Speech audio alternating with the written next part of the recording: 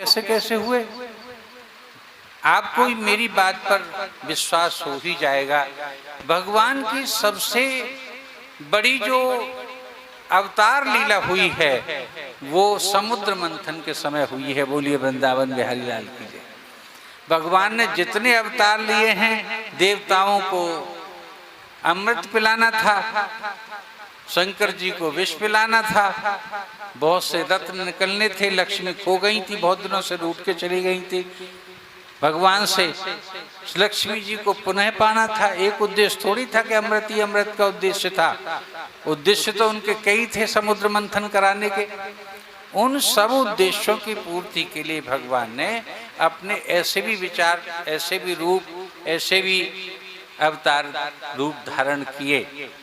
उनका जो सबसे पहला रूप जो समुद्र मंथन के समय पर आया कि एक और उन्होंने पूरी रूपरेखा देवताओं को समझा दी कि देखो तुम्हें अमृत पीना पड़ेगा और उनको कुछ मिलेगा नहीं, तुम अमर हो जाओगे। तुम्हें एक ही तो चिंता है कि राजा बली इंद्र तुम पर, इंद्रदेव तुम पर आक्रमण करता है राजा बलि, और तुम्हारे बहुत से देवता मर जाते हैं बल पराक्रम में लड़ करके। लड़ने में तो मरेगा, कोई इधर मरेगा या इधर मरेगा, लड़ाई होगी युद्ध होंगे तो मरेगा ही मरेगा। तो तुम्हें फिर मैं अमृत पिला करके अमर किए देता हूँ। वो कितना ही मारेगा तुम मरोगे नहीं, जिंदे बने रहोगे। तुम्हारे वो कैसे होगा अमृत का प्रादुर्भाव? के एक पर्वत पहाड़ है, मद्राचल पर्वत, सबसे ऊंचा है और लंबा भी है। उसकी मथानी बनाइए, बासुकी नाग की लपेट करके एक रस्सी की तरह से उस बासुकी नाग की नेति बनाइए और बड़े से समुद्र में जाकर के क्षीर सागर में फिर मथिए, उसे डाल दीजिए। और जब उसका मंथन होगा तो उसमें से 14 रत्न निकलेंगे। आधे तुम ले लीजिए, आधे दैत्य ले लेंगे, अपनी अपनी पसंद से चुन लीजिए। जब अमृत उनमें से 14 में कोई हिस्सा निकलेगा अमृत नाम से, जिस नंबर पर जिस क्रम पर निकले उसको मैं तुम्हें पिला दूंगा। अब वो सब किया, सब देवताओं ने भी किया। और मैं समुद्र मंथन की कथा विस्तार से नहीं ले रहा हूँ, लेकिन तथापि भगवान के इन दिव्य अवतारों के लिए ये बात हमको सुनानी पड़ेगी। ये कथा छोटे से रूप में, तो वो समुद्र में वो पहाड़ था, एक और दैत्य लगते हैं, एक और दैत्य देवता लगते हैं, और वो समुद्र मंथन होने लगता है। तो वो पहाड़ इतना भारी था कि जैसे उसकी मिट्टी हटी नीचे की, पहाड़ की उसने जो खलबली मचाई और गड्ढा सा उसमें हुआ तो उसमें नीचे बैठने लगा। अब तो विघ्न आ गई। विघ्नराज ने अपनी करतूत दिखाई, देवता लोगों ने भौतेरा साधा। अब तो वो बासुकी नाग भी बेचारा हड्डी चट करने लगी, उसकी हड्डियां चटकने लगी, नाक की खाल त्वचा खिंचने लगी, खून और रक्तों से रगड़ खा करके वो चिल्लाने लगा दर्द और पीड़ा के कारण। वासुकी नाग, शेषनाग नहीं थे इस काम में, वासुकी नाग थे।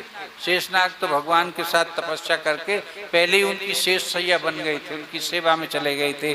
भगवान के भक्त, द्वितीय नंबर के कद्रू के पुत्र थे वासुकी, वो सेवा में नियुक्त थे, भगवान ने उनके लिए कर दिया था।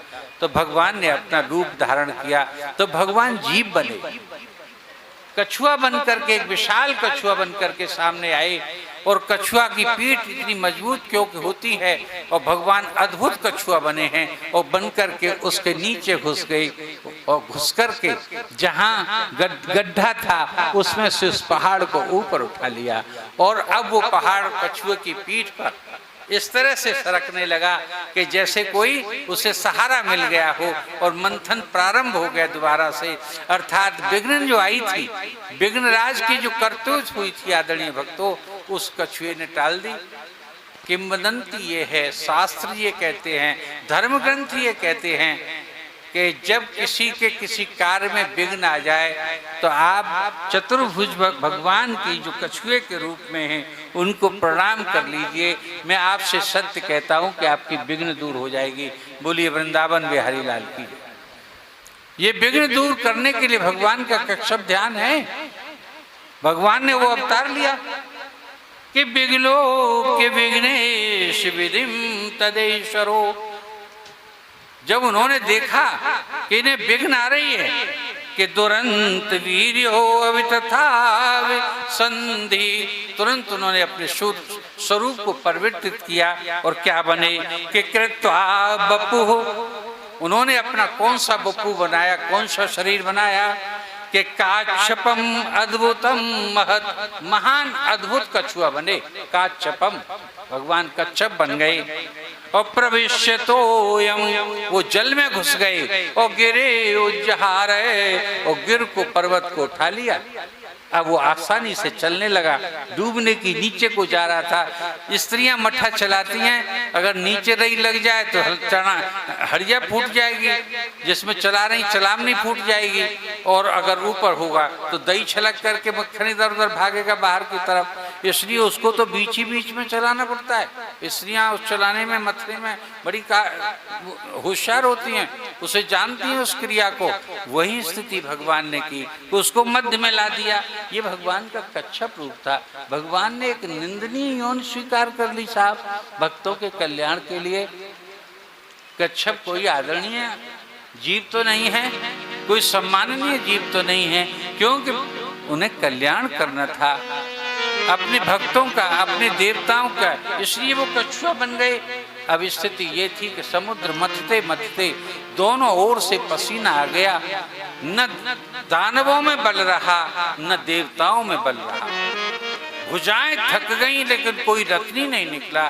भगवान बोले कि ये बहुत देर हो गई, अब तो ये नर्वस हो रहे हैं, बांस की नाक की अब उसको रस्सी को छोड़ने वाले हैं और मेरे माथे पड़ जाएंगे, सिर पड़ जाएंगे, तुमने क्या बवाल में डाल दिए। भुजाएं थक गई हैं हमारी, शरीर में ताकत नहीं रही है, काम करते करते कोई किसी को फल न मिले, जैसी निराशा उसे हाथ लगती है वैसी की वैसी निराशा हाथ लगी और लगने वाली थी। तो भगवान ने तुरंत अपना क्या रूप बनाया, इस रूप के विषय में जानिए, इस अवतार के विषय में जानिए कि भगवान क्या बन गए। कि तथा सुराणाम, जो देवता थे, सुराणाम, सुर माने देवता, कि तथा सुराणाम और विशदासुरेण, जो विशाल असुर खड़े हुए थे पूछ पकड़ करके, और देवता लोगों ने जो फन पकड़ रखा था। और रूपेण तेषाम, देखिए ऐसा क्रिया को यूज हो रही है भगवान के अवतार वाली क्रिया। उन्होंने रूप धारण किया। क्या रूप धारण किया भगवान ने कि रूपेण तेषाम बलवीर मीरियन, बल बन गए, पराक्रम बन गए। एक और बल बने, एक और पराक्रम बने।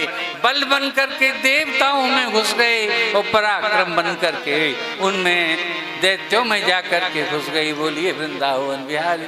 आपने सुना था कि भगवान ने कभी बल और पराक्रम का भी रूप धारण किया है? नहीं सुना था ना कथाओं में।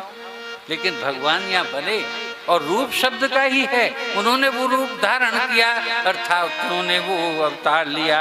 ओ दीप्यन देवगणांश विष्णु, विष्णु भगवान ने क्या किया, उन देवताओं में देवेन नागेंद्र अवरोध रूप है। और जो नागेंद्र की हड्डियां चटकी जा रही थी, जो खींचने का काम तो उसी पर था, उसकी नस नस ढीली पड़ गई थी और लग रहा था कि अब टूटा के अब टूटा, तो उसमें टूटना तो था नहीं वो कि देवेंद्र नागेंद्र, कि देवेन नागेंद्र अवोध रूप है।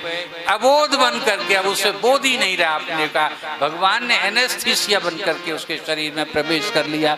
बोलिए वृंदावन बिहारी लाल, बेहोश कर दिया उसे, अबोध हो गए, बोध ही नहीं रहा अब उसे, होश ही नहीं है उस नाग को। क्या हो रहा है, इसे ऑपरेशन बड़े से बड़ा होता है, एनेस्थीसिया लगाते हैं नशीली दवा, उसका बोध खत्म हो जाता है, ऐसे उसका बोध भगवान ने कर। तो अबोध रूप है, उन्होंने अबोधता का रूप ले लिया, उसके शरीर में चले गई। ये भाव और विचार नहीं तो मेरे भाई मेरे मित्रों और क्या है, भगवान भाव और विचार बनते हैं, बल और पराक्रम बनते हैं। जब आप में कोई शक्ति सामर्थ्य और आपका शरीर क्षीण हो रहा हो तो मेरे प्रभु को याद कर लीजिए, आप में बल और सामर्थ्य बन करके आ जाएंगे आदमी भक्तों। ये भगवान का चौथा नागेंद्र में जो अबोध रूप था, ये चौथा रूप हो गया।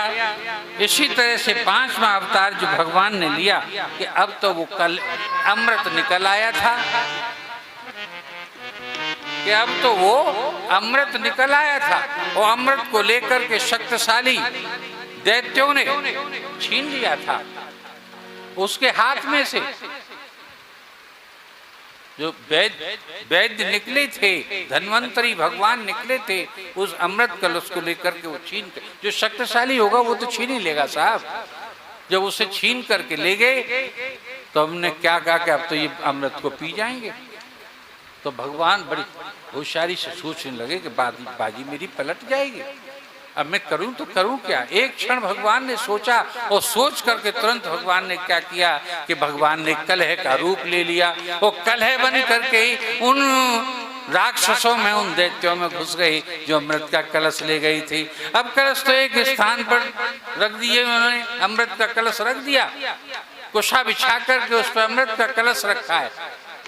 अब वो छीना झपटी हो रही है कि पहले मैं पीऊंगा और पहले मैं पीऊंगा, कि तू कैसे पी लेगा, तू मुझसे कोई ज्यादा ताकतवर थोड़ा ही है। एक ने डंडा उठाया तो दूसरे ने तलवार खींच ली। राधे श्री राधे। हाँ, यहाँ प्रेतात्मा बैठी है, बेटा संभालना। 5 प्रेतात्मा कथा सुननी है, बच्चों को ऐसे मत छोड़ो, वैसे कोई बात नहीं, बीमार पड़ जाते हैं बच्चे ऐसी स्थिति में। तो वो नागेंद्र बोध रूप है। अब उन्होंने क्या किया, वो कलह बन गए और कलह बन करके वो घुस गए।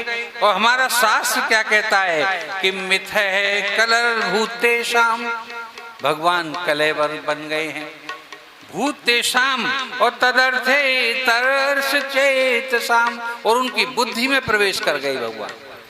अब लड़ाई जहाँ हो रही है पीने की पड़ती है, जैसे बंदरों के हाथ में डंडे दे दिए जाएं और बहुत एक गुड़ की भेली रख दी जाए कि पहले मैं खाऊंगा, कि पहले मैं खाऊंगा, पहले लड़ने लग जाते हैं। ऐसे ही वो लड़ने लगे और अमृत का कुछ नहीं बिगड़ा, अमृत उनके मुख में न जा सका।